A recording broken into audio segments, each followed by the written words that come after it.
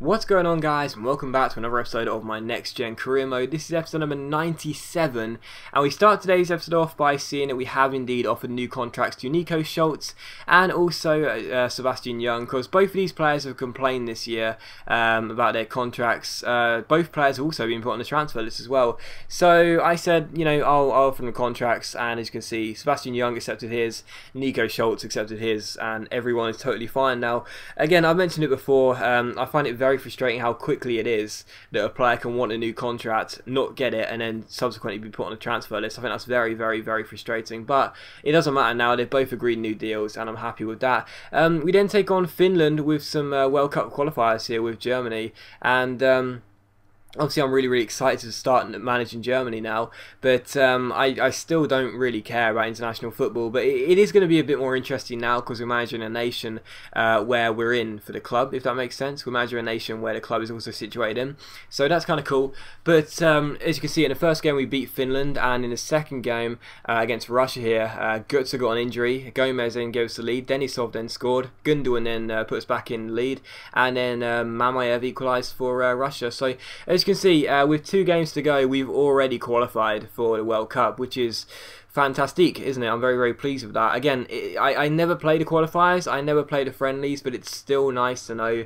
that the team are getting the job done, or the nation are getting the job done, I should say. And it's kind of cool, you know, how many players there are from our side. But one of the only frustrating things about that is you would have seen in the second game, I didn't play a single player. I had to play players out of position, basically, because I just don't want to tire my players out. Like, if I would have played Lasogga in that game, and basically all the players I had in the German squad, I think like half of the squad of players that play for us, it will mean they'll be tired for the next game for the club, and that's what I don't want to do. So that's one of the very few downsides of having so many players coming from one nation. But anyway, we take on Bayern Munich for the first game of today's episode in the German Cup semi-final here, the Deutsche Pokal, as I try and pronounce that. I'm probably horribly wrong.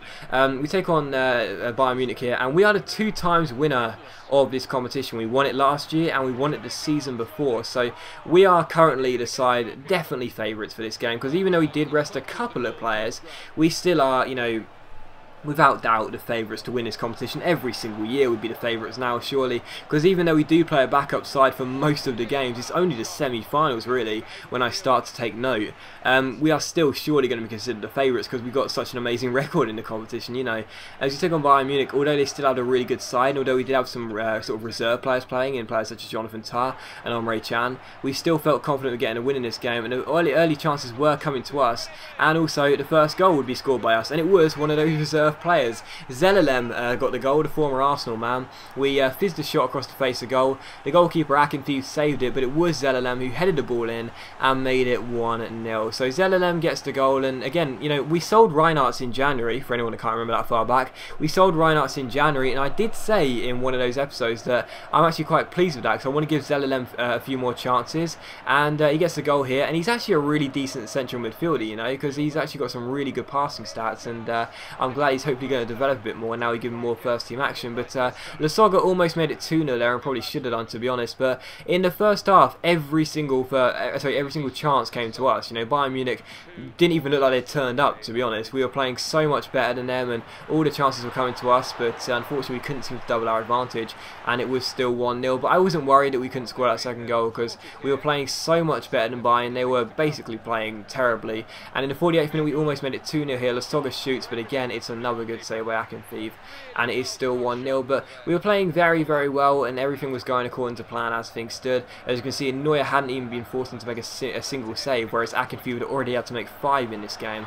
Emre Can's strike there just went over the bar and out for a goal kick, and it was still 1-0. And in the 57th minute, Neuer is on the ball here with a free kick, and he passes the ball to Danny Da Costa. Da Costa offloads it towards Serge Gnabry down the right hand side, gives it to Zelalem. Zelalem plays it back towards Serge Gnabry. The 2 former Arsenal men link up down the right hand side. Gnabry ends up fizzing in across. Akinfeev doesn't really deal with it, and Rafinha just about manages to head the ball over his own goal. Very, very fortunate there. And from the corner, Vollen crosses the ball in. Ginter goes for the header, but it's cleared off the line by Philippe Lahm, and it is cleared away. So still 1-0, and in the 78th minute, Neuer collects the ball ball for us here, and the former Bayern Munich goalkeeper is having a very quiet afternoon. Gives the ball to Ginter. Ginter finds Marian Sarr. Sarr finds Nico Schultz down the left hand side.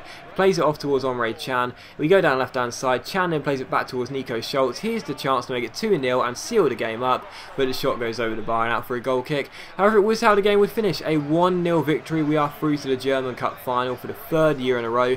Absolutely love it, and I'm very pleased with that. And Neuer, as the camera pans to him there, had the quietest afternoon of his career against one of his former clubs. And I just thought, you know, it was just typical, isn't it, really? You know, I was playing a backup side. I fully expected Neuer. That's why I played Neuer as well. You know, Neuer was, I didn't play a backup side, did I? I rested quite a few players anyway. But one of the reasons I made sure that Neuer did play and I didn't play Baumann was because I thought, well, you know, we will have a bit of a weaker defence, we'll have a bit of a weaker squad. Bayern Munich will probably have the better, stronger squad, so they may have to, you know, test Neuer a little bit. They didn't. Neuer didn't make a single save in that game. It was that boring for him.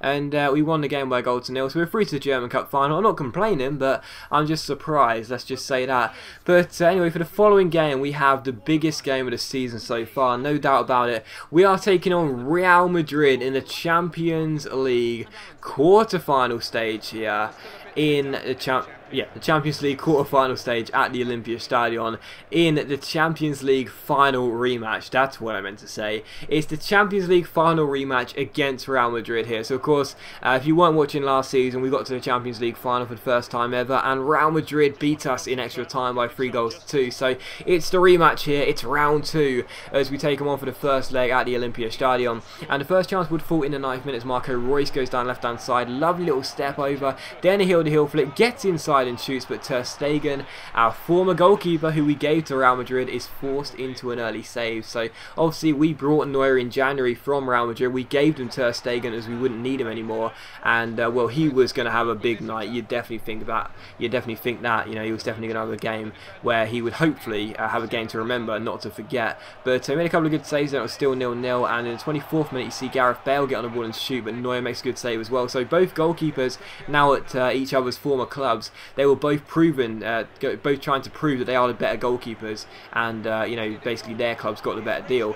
And Neuer again makes a really good save there. So I thought this game would probably be the battle of the goalkeepers. You know, who's done the better business here. But in the 32nd minute, you see Lasogga get on the ball. We play a quick 1-2 with him and Kevin Volland. Lasogga does go through 1-on-1, chips it over the on-rushing Ter Stegen and makes it 1-0. So we go in front in this game.